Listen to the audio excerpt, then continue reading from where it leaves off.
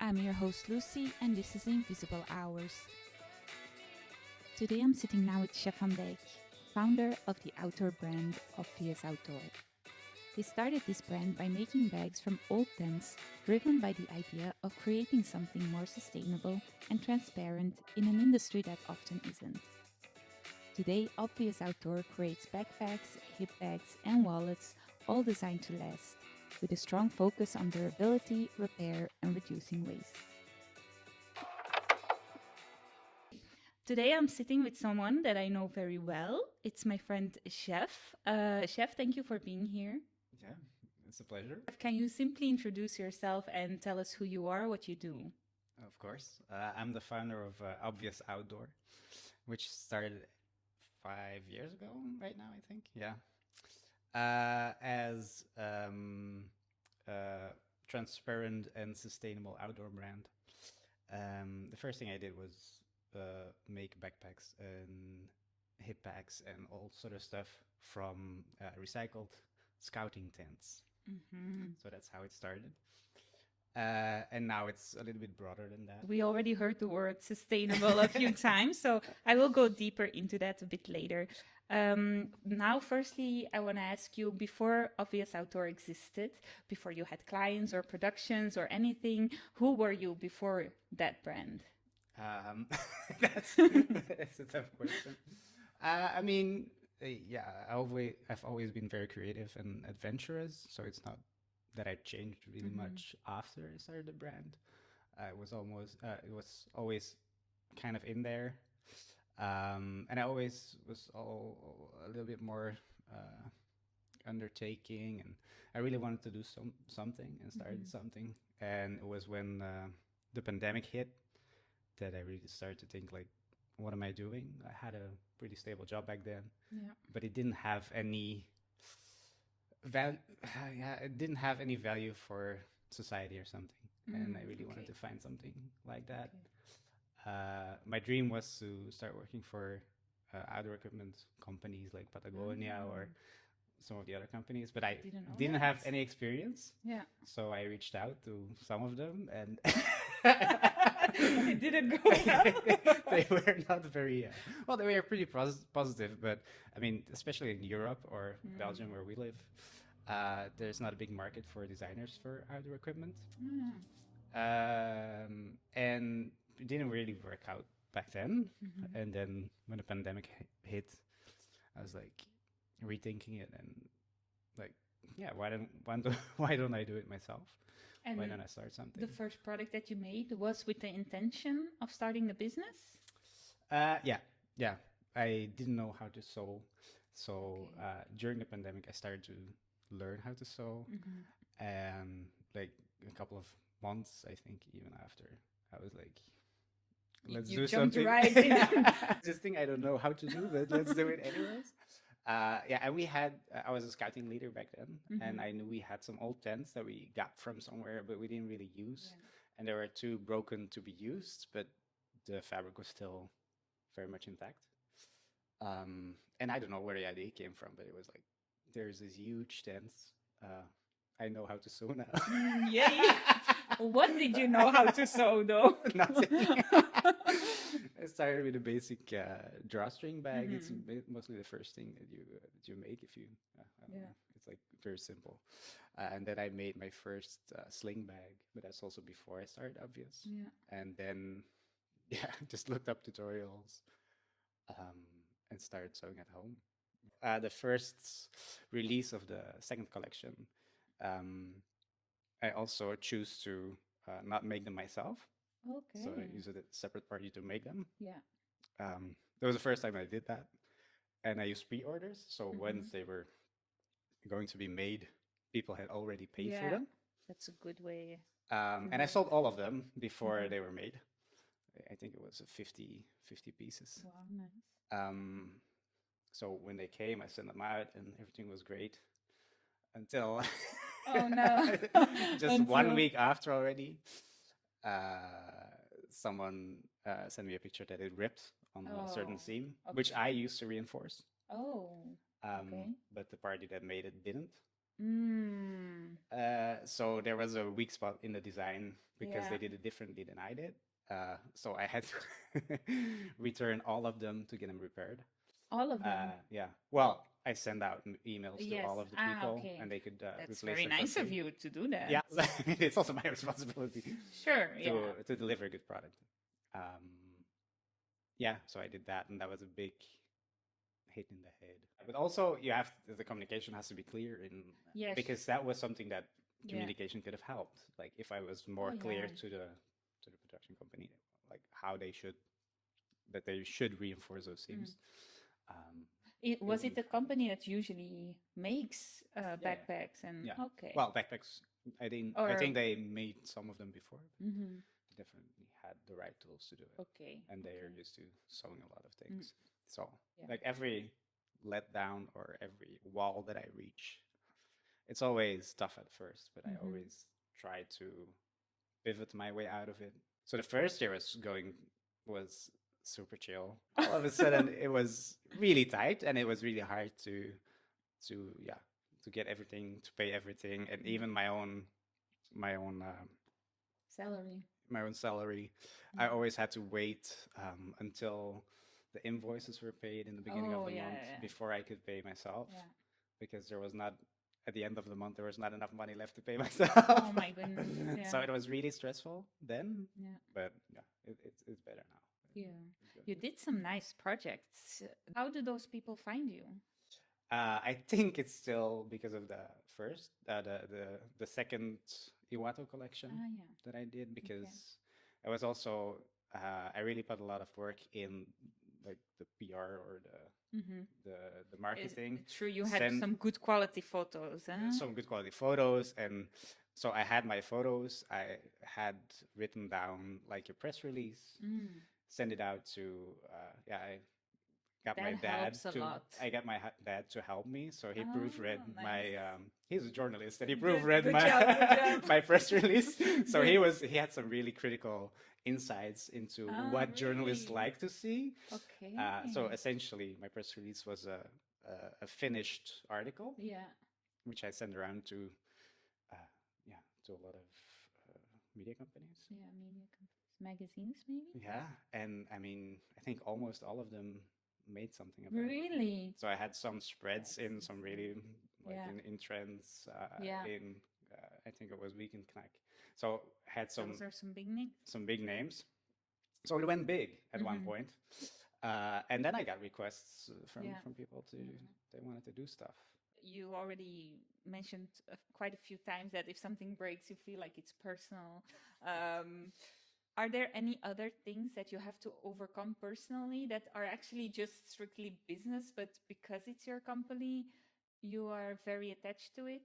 Yeah, there's actually quite a lot of things, Oh no. especially the things that you mentioned that that I feel that I'm not doing great at, like the marketing, for example. You have to make videos of everything, and like I film a lot of things, but you also have to have the idea of the video, how it's going to be, and so I have a lot of videos stacked up, and Mm-hmm. just putting in the work to get them out there, and then maybe it's a year after and it's not relevant anymore. It takes so much time Yeah, to do that. and there is a lot of things like that, Mm-hmm. like even getting yeah, like you said, new techniques. Mm. I never got formal education on sewing or Ah, pattern yeah. designing, but still I'm making my own products. Mm-hmm. So also, like, I had two generations of the Iwata products, for example, and all the changes that I did were things that I didn't like about the first one, and I changed in my own way.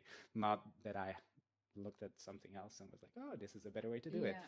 So everything up until now came from myself, which Mm-hmm. is something that I was very unsure about, especially charging other companies to use my expertise, which I didn't think I have. The Well, imposter syndrome, oh right? yeah, imposter syndrome. I'm calling myself a sustainable company, Yeah.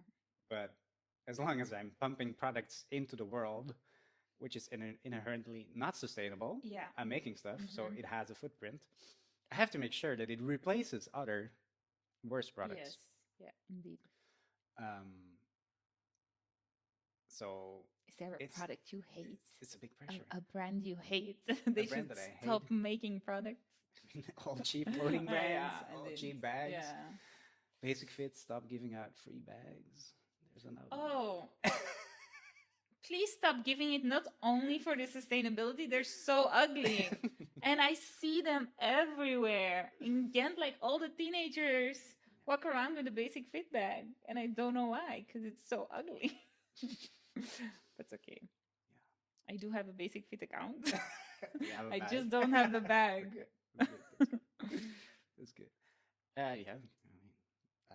So I'm very critical about those things because if you want to call yourself sustainable, and that's also a thing that I know that I said it a lot during this podcast. I don't want sustainability to be the the main player in my marketing. Yeah.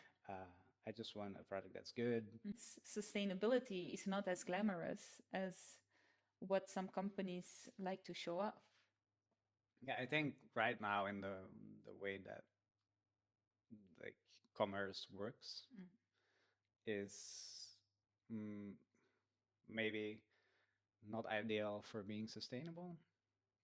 Or there is different ways that a company can be sustainable without, for example,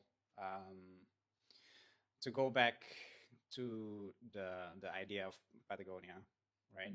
So the the most critical voices say that Patagonia still is one of the biggest producers of polyester, right?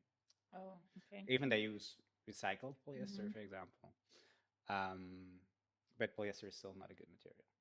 But there's other ways that Patagonia as a brand is inherently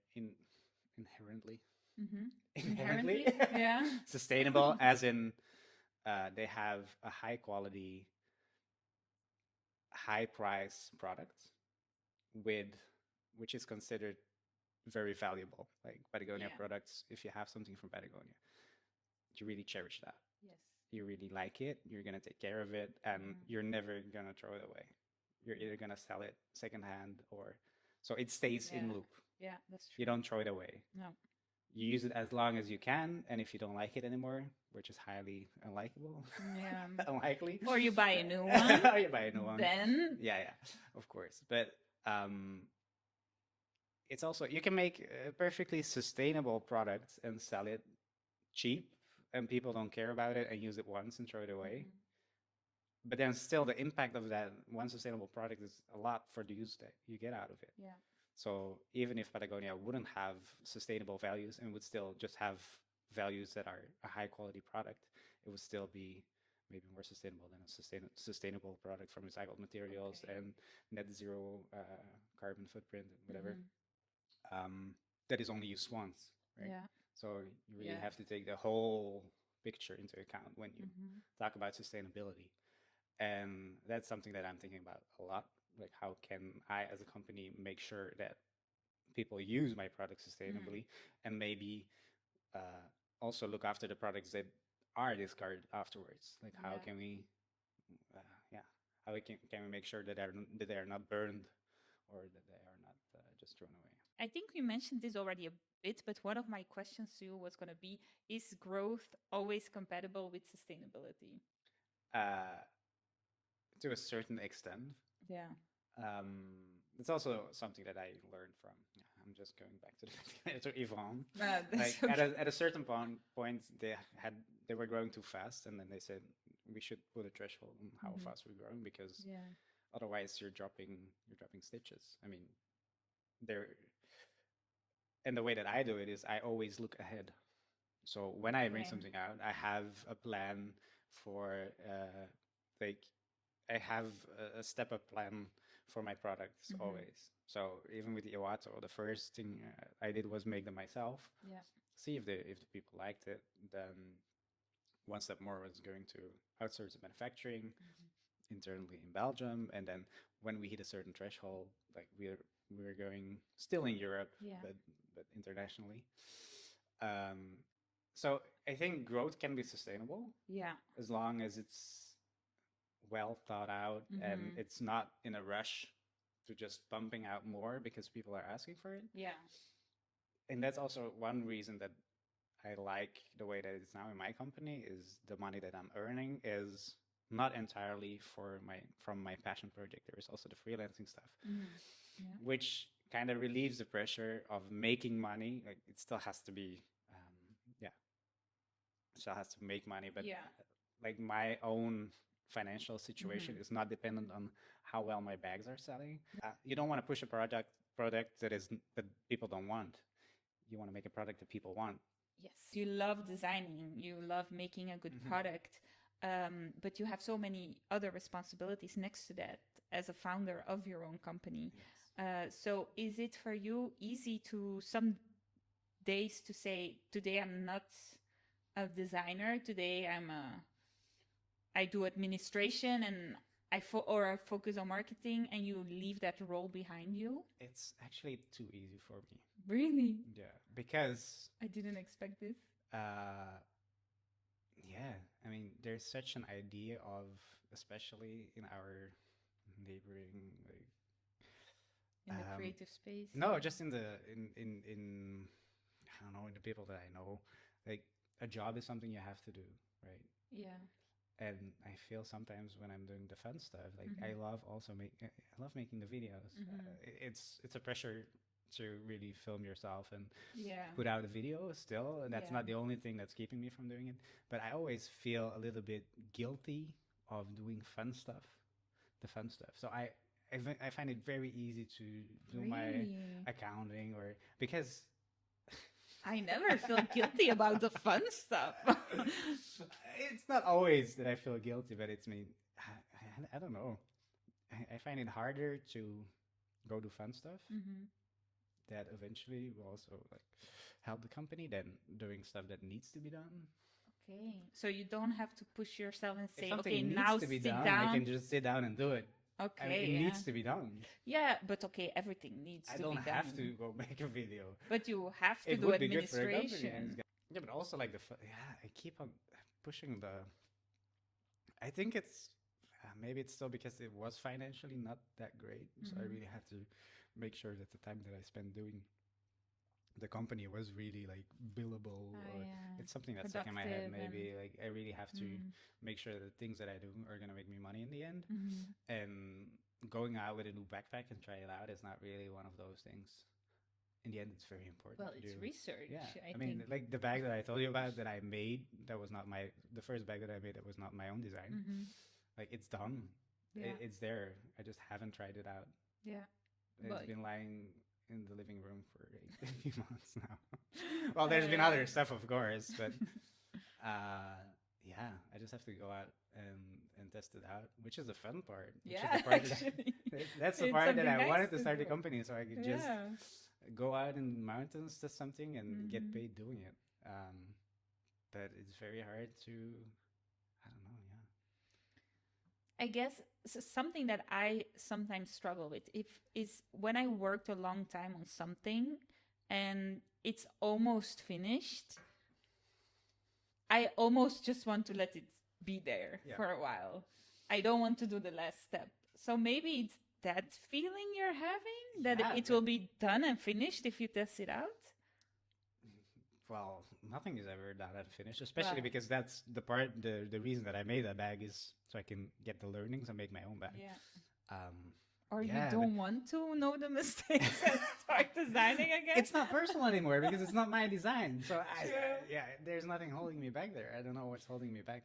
The whole problem is that the fun stuff, which is also important, that I find it hard to do those things. The fun stuff? Yeah, that's because you feel guilty. Yeah. You shouldn't feel guilty about that. I know. It's your company. My company. And that's the reason it exists. And it's also part that needs to be done, the fun things. So yeah, maybe it's some sort of self-sabotage. I think so. If I do this, I might be doing actual good for the company, and then you have to be responsible. No, that's not. Let's not go too deep. Maybe it's not that deep even. Maybe it's just that it's not a straight way to doing that. I mean, I have to figure out where I'm going to test it out. I have to figure out, what would the average user be taking in this backpack? I don't know. I think it's just the last end is always messy. Yeah. Right? making a bag, it's Usually very no. straightforward. I need to get the materials. I have the pattern. I need to make sure that everything is there. I just cut it up, sew it together, and then it's finished. Yeah. And then testing it out is like, how am I doing this? What do I have to do first? I don't have lack of good ideas. I just have lack of that's the thing. finding the time or taking the time to actually make them, do them. You have any advice or last things you want to say about anybody that is going through a journey? Yeah, don't be afraid and just start doing. Make something imperfect, make it better.